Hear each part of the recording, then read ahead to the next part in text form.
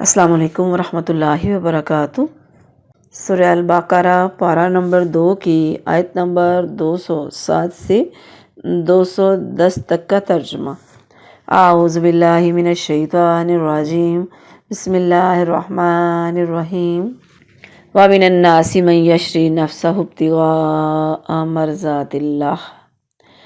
ومن الناس، اور لوگوں میں سے، من یشری، جو کہ بیچ دیتا ہے، نفسہ، اپنے نفس کو، ابتغاء، تلاش کرتا ہے، مرضات اللہ، اللہ کی رضا مندی، اللہ کی رضا، اللہ کی خوشنودی، واللہ رعوف بالعباد، اور اللہ تبارک رعوف، بے حد نرمی کرتا ہے، بالعباد، اپنے بندوں کے ساتھ۔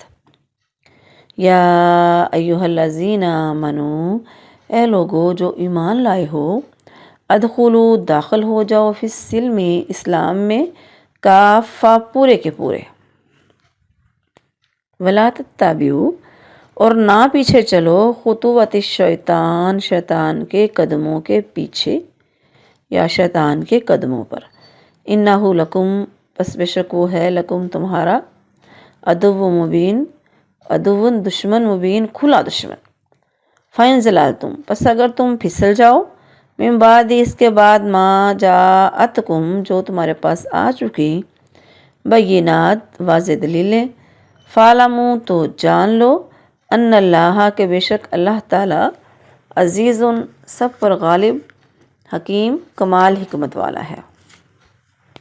حل ینظرون، حل کیا، ینظرون، وہ انتظار کر رہے ہیں، یا کس کا انتظار کر رہے ہیں، اللہ، یہ کہ ان یاتیہم اللہ، کہ آئے ان کے پاس اللہ تعالیٰ، فی ظلال من الغمام، ظلال سے مراد سائبان، من الغمام، بادلوں کے سائبان،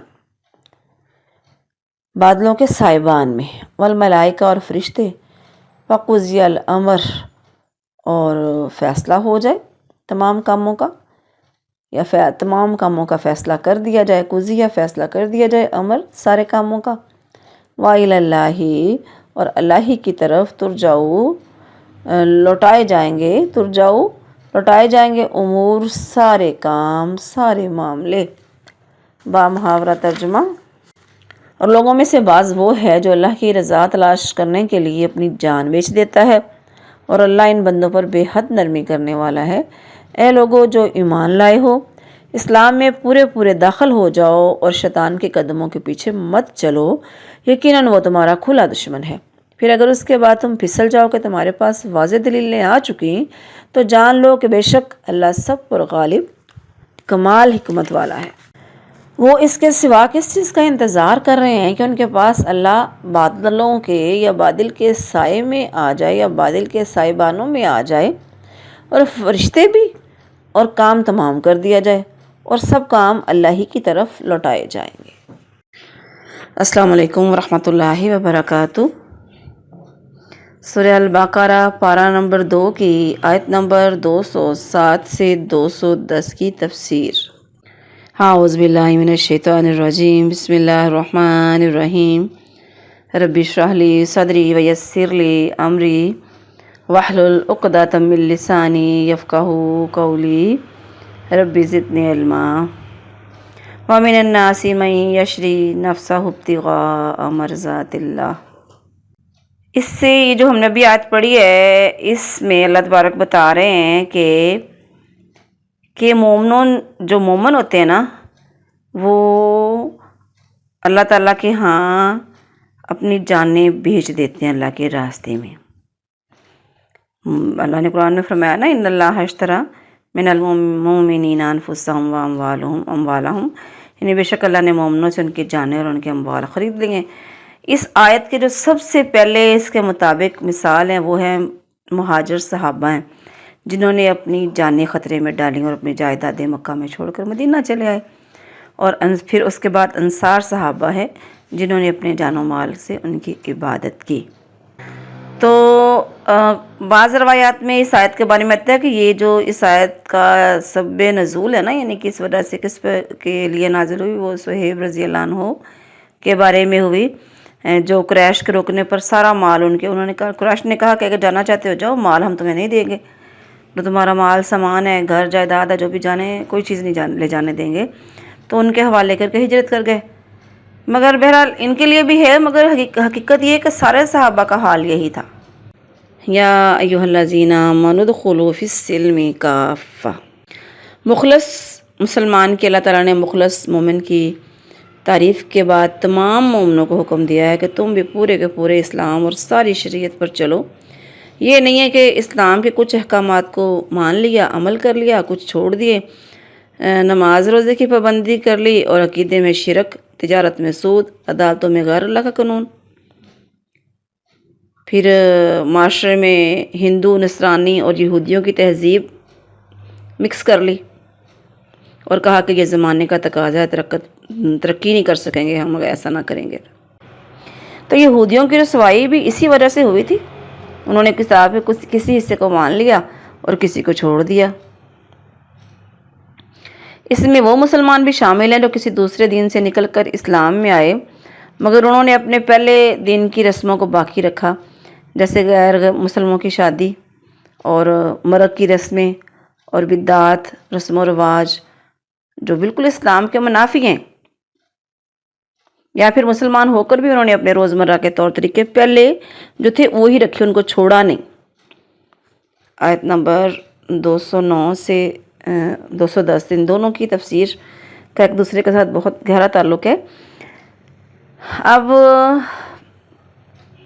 فَإِن صَلَاتُم مِّن بَعْدِ مَا جَاءَتْكُمْ، اسلام کا بنیادی عقیدہ رسول اللہ صلی اللہ علیہ وآلہ وسلم کو اللہ تعالیٰ کا سچا رسول مانتے ہوئے ان کے بتائے ہوئے غیب یعنی بن دیکھی حقیقتوں پر ایمان لانے۔ جبرائیل علیہ السلام کی حدیث وہ تفصیل کیسے لکھی ہوئی ہے، حدیث میں ملتی ہے، جس میں اللہ تعالیٰ اس کے فرشتوں، اس کی کتابوں، اس کے رسولوں، یوم آخرت اور اچھی بری تقدیر پر ایمان رکھنے کو ہی ایمان کہا گیا ہے۔ یہ مسلم شریف میں حدیث ہے۔ تو یہ جو ایمان رکھنا ہے نا، اس بارے میں صبح شام کے وظائف کو لوگوں نے مختلف کلمات میں شامل کر لیا۔ دنیا میں آزمائش اسی بات کی ہے کہ بغیر دیکھے کون ان پر ایمان لے کے آتا ہے، اور بغیر کسی سختی کے، جبر کے اللہ تعالیٰ کے فرمان پر عمل کون کرتا ہے۔ کفار جو تھے، کافروں کا مطالبہ یہ تھا کہ یہ حقیقتیں ان کی آنکھوں کے سامنے آئیں گی، وہ اللہ کو دیکھیں گے، سب کچھ عذاب کو دیکھیں گے، فرشتوں کو دیکھیں گے تو پھر ایمان لائیں گے، ورنہ نہیں لائیں گے۔ یہ کہتے فرشتے ہم پر کیوں نہیں اتارے گئے؟ تو جب یہ سارا کچھ دکھا دیا گیا تو پھر ایمان لانا کس کام کا؟ پھر غیب پر جو ایمان لانا تھا تو کس کام کا ایمان لانا؟ رسولوں نے حقیقی دلیلیں پیش کر دیں، ان دلیلوں کو نہیں مانتے تو کیا فائدہ پھر؟ ہاں، قیامت کے دن اللہ تعالیٰ اور فرشتوں کے زمین پر اترنے کا ذکر قرآن مجید میں بھی کئی جگہ پر اللہ نے فرمایا، الا ان یاتیہم اللہ فی ظلال من الغمام والملائکہ۔ تو یہاں پہ بھی فرمایا تمام صحابہ اور تابعین اللہ تعالیٰ کے نزول پر ایمان رکھتے تھے اور یقین رکھتے تھے کہ جس طرح اللہ کی شان کے لائق ہے وہ ہر رات آسمان دنیا پر اترتا ہے، قیامت کے دن بھی زمین پر اترے گا۔ دوسری تمام صفات پر بھی وہ ان کے ظاہر الفاظ کے مطابق ہی ایمان رکھتے تھے، وہ نہ ان کا کچھ اور مطلب اور کسی قسم کا مطلب نکالتے تھے، نہ یہ کہتے تھے کہ کس طرح اترے گا یا وہ عرش کس طرح کا ہے، نہ وہ اس عرش پر ہونے کو یا اس کے اترنے کو اپنی طرح یا کسی مخلوق کی طرح قرار دیتے، یعنی تشبیہ نہیں کرتے تھے کسی کے ساتھ۔ ایمان والے جو حکم بتا دیا گیا اسی کے مطابق کہتے ہیں آمنا، ہم ایمان لے آئے، اس میں فضول بحث میں نہیں پڑتے۔ تو قیامت کے دن تمام معاملات اللہ کی طرف لوٹائے جائیں گے۔ دنیا میں بھی سارے معاملات اسی کے ہاتھ میں ہیں، لیکن اللہ نے مثلا جج وغیرہ کے پاس ہم فیصلہ لے کے جاتے ہیں، کسی بڑے کے پاس بھی لے کے جاتے ہیں اللہ کے حکم سے، تو لیکن کیا کہ تمام کے تمام سارے کے سارے معاملات تو اسی کے ہاتھ میں ہیں، اور خاص طور پر فیصلہ تو اللہ تعالیٰ قیامت کے دن کرے گا، جس میں دنیا میں اختلاف کر رہے ہیں اللہ نے آزادی دی ہوئی ہے کہ چلیں کرتے رہو، کیا کرتے ہو۔ اللہ تبارک ہم کو عمل کی توفیق عطا فرمائے، نیک اعمال کر سکیں، آمین یا رب العالمین۔ وما علیہ الا البلاغ المبین۔